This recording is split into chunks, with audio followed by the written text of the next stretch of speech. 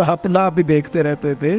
گرچہ آئینہ دیکھنا بری بات نہیں، لیکن صرف اپنا آپ ہی دیکھتے رہنا اور ہر وقت دیکھتے رہنا خدا مجھے ایسی خدائی نہ دے کہ اپنے سوا کچھ دکھائی نہ دے. یہ بھی کوئی اتنا ٹھیک مسئلہ نہیں. آپ غور فرمائے کیا عرض کرنا چاہتا ہوں آپ کی خدمت میں میرے عزیز. ایک تو اگر میں بڑی سمجھداری سے اور بڑے غور سے اور بڑی توجہ سے آپ کو یہ بات سمجھانا چاہتا ہوں کہ اگر حضور سے پیار کرو گے نا تو یہ جتنی دولتوں کی اور شہرتوں کی محبت دل میں آتی ہے یہ خود بخود نکل جائے گی، خود بخود نکل جائے گی، آسانی ہو جائے گی، جینا آسان ہو جائے. دوسری بات آپ کی خدمت میں عرض کروں، ہم نہ تازہ دم نہیں رہتے، ہم پریشان رہتے ہیں، ہم بور ہوتے ہیں، ہماری طبیعتیں بعض اوقات جلد بازی کرتی ہیں، ہم بعض اوقات الجھ جاتے ہیں، قرار تلاش کرتے ہیں. اس قرار کو تلاش کرنے کے لیے پھر بعض لوگ الٹی سیدھی موویز دیکھتے ہیں. بعض لوگوں کا خیال ہے کہ شاید میں کوئی لطیفہ سنوں گا تو معاملہ ٹھیک ہو، پھر اس کا نتیجہ بھی نکلا ہے لطیفے سننے کا. اب لطیفے سنانا بھی اتنا بڑا کام ہو گیا ہے کہ مولوی ہے پگڑی داڑھی والا لیکن اس کے نام کے نیچے لکھا فنی مولوی. خدا کے بندے یہ سنجیدہ اسٹیج ہے، دیندار لوگوں کا کرنے کا کام ہے، آپ کیا کر رہے ہیں؟ مولوی بھی فنی ہوتا ہے، 6 معنی دار ہے کہ ہمارا مزاج تھا ہر چیز شغل میلہ، ہر چیز ہنسنا الجھنا. میرے عزیز ہم چونکہ سکون چاہتے تھے، کچھ نے ادھر ادھر کی مووی دیکھ لی، کچھ نے ہنس لیا، کچھ سیر کو چلے گئے، کچھ کا خیال تھا کھانے کھا لیں گے تو سکون آ جائے گا. یاد رکھنا ان چیزوں میں سکون نہیں ہے، ان میں تو آپ الجھتے جائیں گے. مزید تو سکون کہاں ہے، قرار کہاں ہے؟ آپ کبھی صحابہ کی زندگیاں دیکھیں نا، حالات جس طرح کے بھی تھے نا، ان کو جو سکون ملتا تھا وہ رخ مصطفیٰ سے ملتا تھا.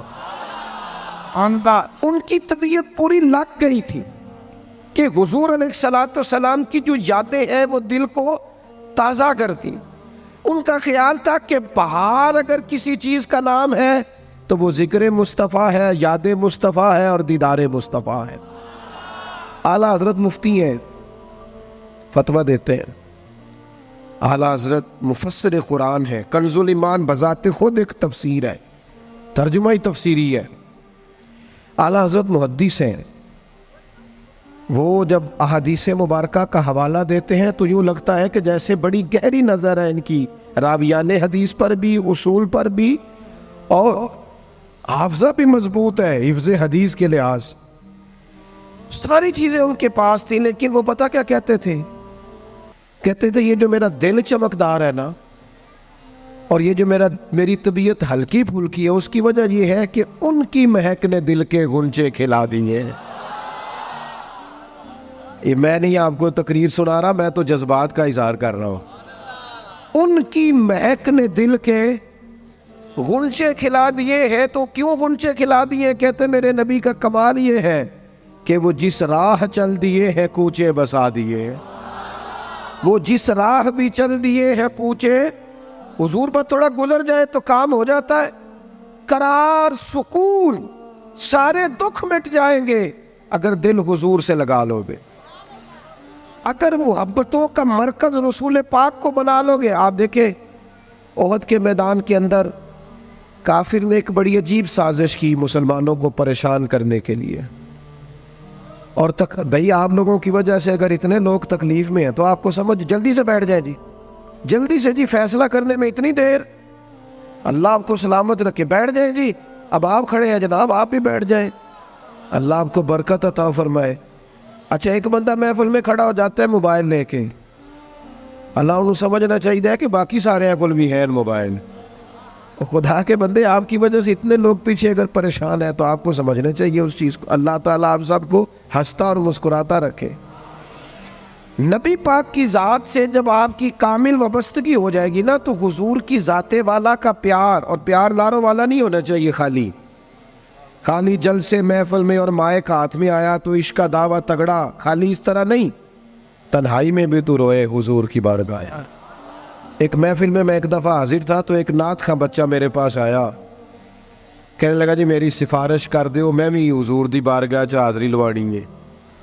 میں کہ پتر تو گھر جا کے پڑھ لے، اتنے بھی حاضری لگ جائے گی کہ 4000 بندہ چاہیے حاضری لوان گئی۔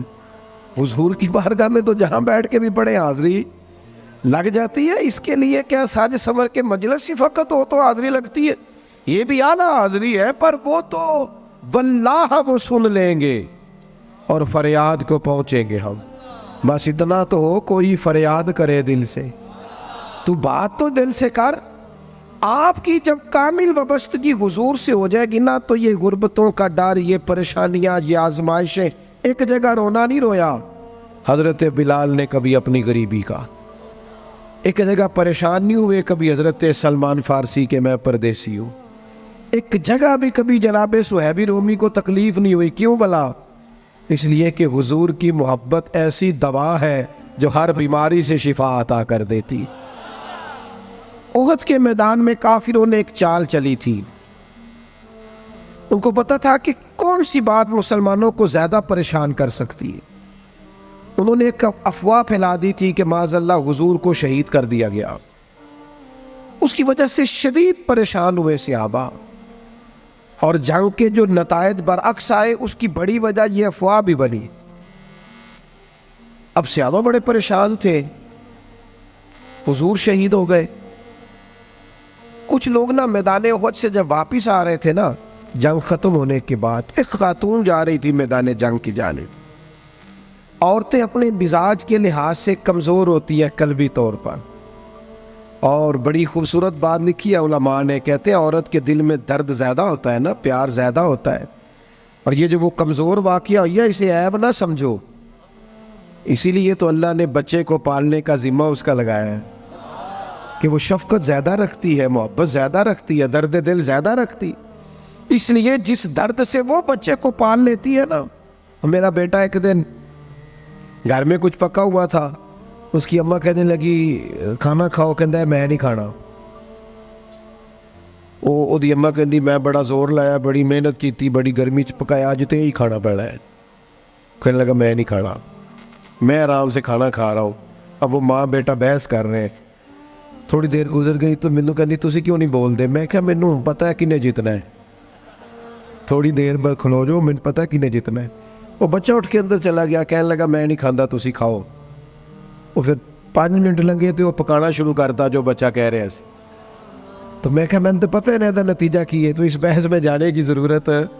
اس لیے کہ ماں اولاد کے سامنے ہمیشہ ہی ہار جاتی ہے، وہ اولاد کے سامنے جیت سکتی وہ نہیں جیت سکتی نا۔ شفقت ایسی ہے، عورتیں مزاج کے لحاظ سے اللہ تعالیٰ نے نرمی دی ہوتی، اس کو عیب نہ جانا جائے، یہ اللہ تعالیٰ نے انہیں ودیت کی ہے چیز۔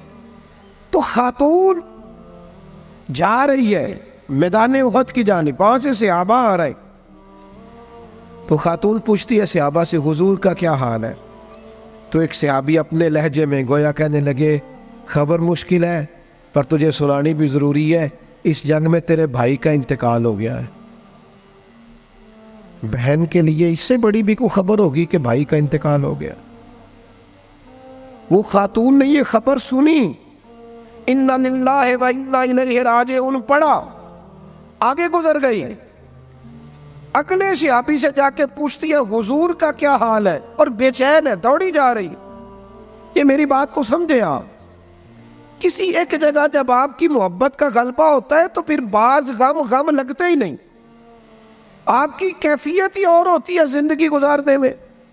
آگے بڑھی، ایک اور صحابی ملے، ان سے پوچھتی ہے حضور کا کیا حال ہے، تو کہنے لگے میرے پاس تیرے لیے ایک بڑی سخت خبر ہے،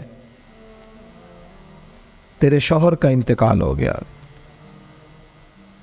اس نے تھوڑی دیر کے لیے خاموشی اختیار کی، اللہ کی رضا پہ راضی رہنے کے کلمات ادا کی اور آگے بڑھی۔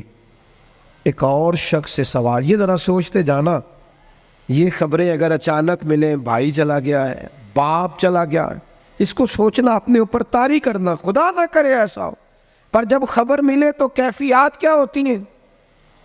وہ خاتون آگے بڑھی تو ایک شخص اور ملا، پوچھتی ہے ذرا بتاؤ نا حضور کا کیا حال ہے؟